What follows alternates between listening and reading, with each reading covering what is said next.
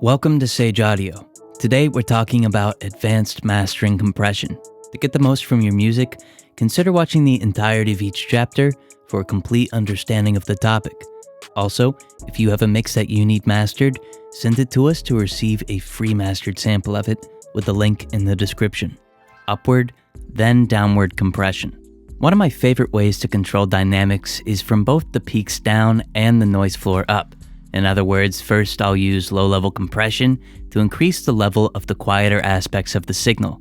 This lessens the dynamic range, but without affecting the peaks of the signal. Then I'll insert a compressor with which I'll attenuate the signal downward or from the peaks down. With these two processors, I'll go back and forth until I find just the right balance between the two. I find that more upward compression keeps me from using more aggressive downward compression.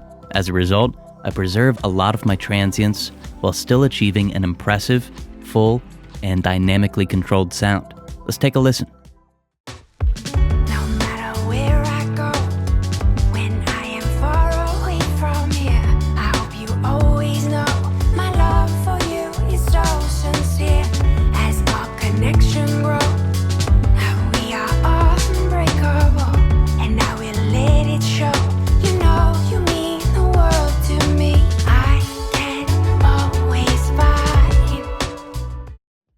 Split channel compression. More times than not, when we process a master, we affect the left and right channels collectively as a stereo signal. However, if we duplicate our master, pan it left and right, we can now place our processing on each channel and master the left and right separately.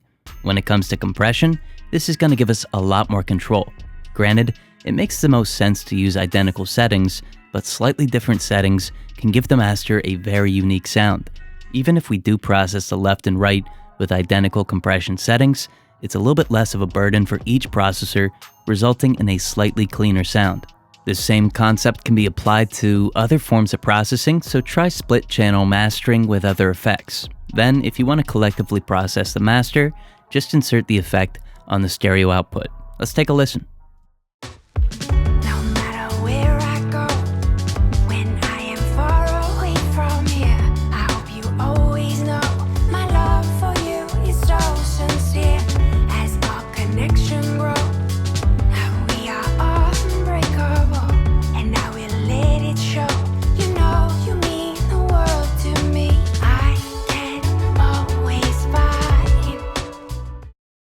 If you're enjoying the video, consider hitting the like button. It really helps us bring you more videos. Analog emulated compression. Compression occurs naturally in analog equipment when the input and output aren't a 1-to-1 ratio. So when the components in the hardware can't replicate the level of the input, resulting in a lower output than the input. Good analog emulation plugins take this into account and let you compress the signal by driving the input. The signal will naturally compress in a gradual, soft-knee fashion. If the analog emulation plugin you're using doesn't do this, but just distorts instead, you can kind of simulate it by still increasing the input and reducing the output. This is gonna sound a little different from plugin to plugin, so try multiple to find one that sounds best for the signal that you're working on. Let's take a listen.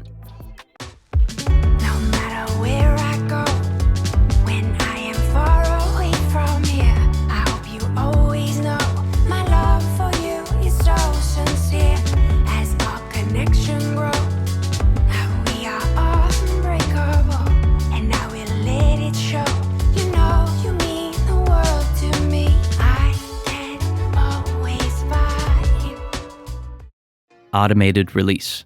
Usually when we set our release time or other compressor settings, these parameters remain the same throughout the entirety of the master. However, automation opens up a lot of possibilities. One great way to use automation is to alter the release time of your compressor to better match different sections of the song. The first step is to take 60,000 and divide it by your BPM to get a quarter note in milliseconds. Now, the reason that this works is because there are 60,000 milliseconds in 1 minute. Let's use this quarter note and then automate the release time to a 16th note. We'll find this by dividing our quarter note by 4. Now, under the automation tab, we'll find the compressor, the release time, and then automate that time whenever we want the compressor to have a different timbre. Let's take a listen. No matter where I go, when I am far away from here, I hope you always know my love for you is so sincere. As our connection grows, we are unbreakable, and I will let it show. You know you mean the world to me. I can always find you.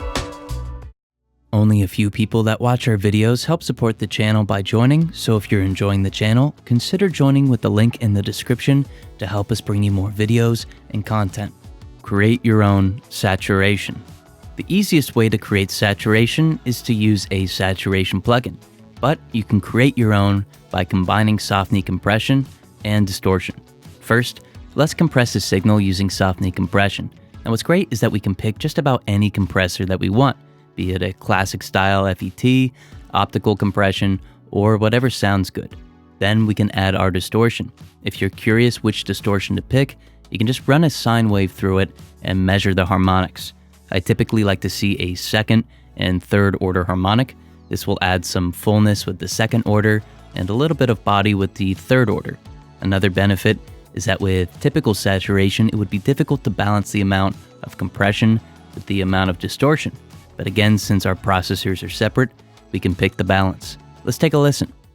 No matter where I go, when I am far away from here, I hope you always know my love for you is so sincere. As our connection grows, we are unbreakable, and I will let it show. You know you mean the world to me. I can always find you. If you have a mix that you need mastered, send it to us to receive a free mastered sample of it with the link in the description. Thank you so much for watching.